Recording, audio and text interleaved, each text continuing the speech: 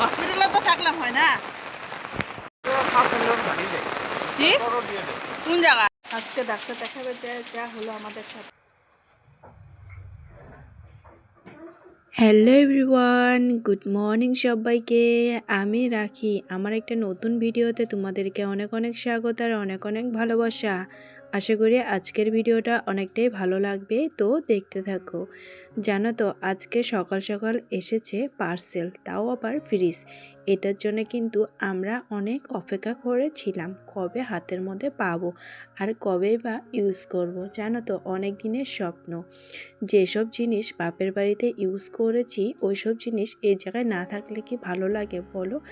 আমি অল্প অল্প করে সংসারটাকে কিন্তু অনেক বড় করে নিচ্ছি।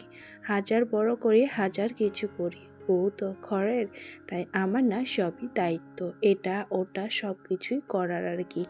তো যাই হোক, খুশির খবর থাকলো তার মধ্যে কিন্তু একটা খারাপ খবর আছে। খারাপ খবরটা হলো আমার মেয়ের শরীরটা ভালো না, দুদিন থেকেই জ্বর এসেছে। জানি না এত ওষুধ খাওয়াচ্ছি তবুও জ্বরটা কমছে না, তাই ভাবলাম ডাক্তারের কাছে নিয়ে যাব। সকালের দিকটা যাইতে পারিনি কারণ দাদারা বলেছে সকালে আসবে আর কি। তাও আমরা বারবার করে ফোন করতে করতে এইমাত্র দিয়ে গেল। তো যাই হোক, এইমাত্র আর কি বেরিয়ে পড়লাম হসপিটালের উদ্দেশ্যে। মেয়েকে ডাক্তার দেখাতে নিয়ে যাব। আর আকাশের অবস্থা কিন্তু একদমই খারাপ, কখন যে ঝড়টা নামবে। গেছিলাম একটা ছোট্ট মোটো হসপিটালে, কারণ আকাশের অবস্থা তো অনেকটাই খারাপ, দেখি যে বন্ধ। তারপর যাব অন্যদিকে ডাক্তার দেখাতে আর কি।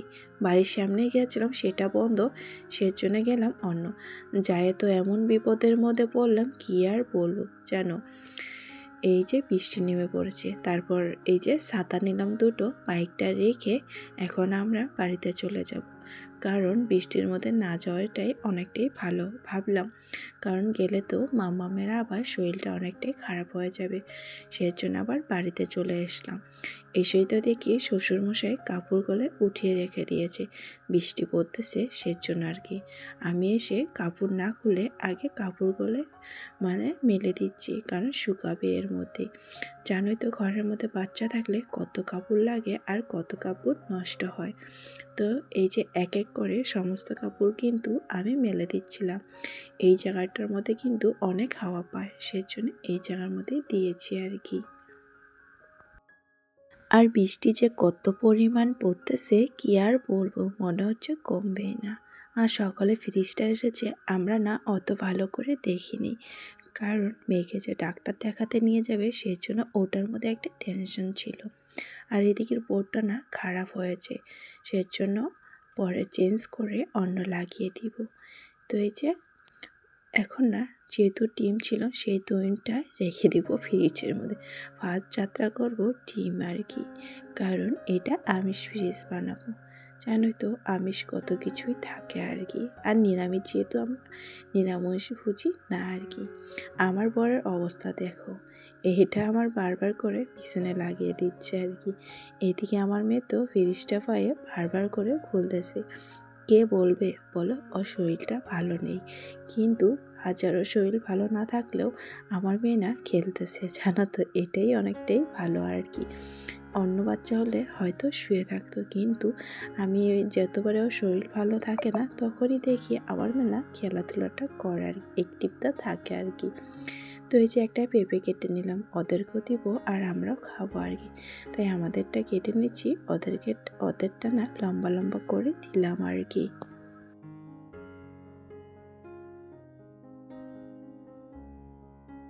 আমার মেয়ে না এই ফলটা অত একটা খাইতে চায় না, যদিও বা খায় শুধু কলাটাই খাইতে চায় আর কি। ওই সব জিনিস না অনেক কষ্ট করে ওকে খাওয়াতে হয়। এদিকে বিছনার চাদরটা আজকে ধুয়ে দিয়েছি, তাই একটা অন্য চাদর পাতবো আর কি। আর আমার না খালি বিছনা একদমই ভালো লাগে না, তাই ঘরের মধ্যে যেই চাদরটা ছিল সেটাই এখন বিছনার মধ্যে পাতবো। আর আমার মেয়ের অবস্থা দেখো, সে যে আমার কত কাজে যে হেল্প করে এখন থেকে, আর বড় হলে তো আলাদা একটা কথা, জানো তো ছোট থেকে কিন্তু অনেকটাই হেল্প করে। আর ওর শরীর যেহেতু ভালো না, ও না কারো কোলে যাইতে চায় না। আমি কাজ করি, ও এইভাবে খেলাধুলা করবে, খালি আমার সাথেই থাকতে চায় আর কি। আমি কোলে না নিতে পারলেও ও আমার আশেপাশেই থাকবে আর কি। এমন করে দুদিন ধরে চলাচ্ছি আর কি। ওর বাবা নিতে চায়, কিছুতেই যাবে না। দেখতে পারলে সেই বিছানার মধ্যেই কিন্তু খেলাধুলা করছে, তবু ওর বাবার কাছে যাবে না। তো এই যে বিছানাটা কিন্তু সুন্দরভাবে পেতে নিলাম, কারণ আমার ঘর গোছা না থাকলে না একদমই ভালো লাগে না। কেউ বলবে যে আমার ঘরে বাচ্চা আছে, আমার মেয়ে যতই এলোমেলো করুক আমি তারপরেই ঠিক করে রেখে দিই, কারণ আমার একদমই এলোমেলো জিনিসটা ভালো লাগে না। তারপরে এদিকে মেয়েকে পরিষ্কার করে দিলাম। তো এদিকে ঘরটা দেখো আমি কত সুন্দরভাবে গুছিয়ে নিয়েছি। এই লাইটটার কথা মনে আছে তোমাদের? এটা কিন্তু বিশ্বকর্মা পূজাতে যে মেলাটা হয় সে থেকে নিয়েছিলাম, এখনও আছে আর কি। তো আমার তো অবস্থা খারাপ, কারণ মেয়েকে সাজাবো না আমি সাজবো। তো এই যে কাবু সাবু করে নিয়ে গুছিয়ে নিচ্ছি। এখনও না আমাদের খাওয়া দাওয়া হয়নি, যেহেতু আজকে সিদ্ধ ভাত রান্না করেছি। আর কী ভাই করবো, আর কালকে যেহেতু সবজি আছে তার জন্য সিদ্ধ ভাতটাই করে নিলাম। তো এই যে কালকের তরকারি দিয়ে আমরা কিন্তু দুইজনে বেশ সুন্দরভাবে ভাতটা খাওয়া দাওয়ার পর দেখতে পাচ্ছ অল্প আগে কিন্তু এত বৃষ্টি হয়েছে, তারপর তো পুরো একদম সবুজে ভরে গেছে। কত সুন্দর দেখা যাচ্ছে না, সবুজে সবুজ। আর আমার মেয়ের অবস্থা দেখো, ফ্রিজ পাওয়ার পর সে কী করবে কি না করবে বুঝতেই পারে না। আজকে রাত্রে রান্নায় অল্প চটচটি করেছি আর সিদ্ধ ভাত খাইতে কিন্তু ভালোই লাগে আর কি। এই যে আলুটা মেখে নেব, শুকনো মরিচ ভাজি করেছি আর কি।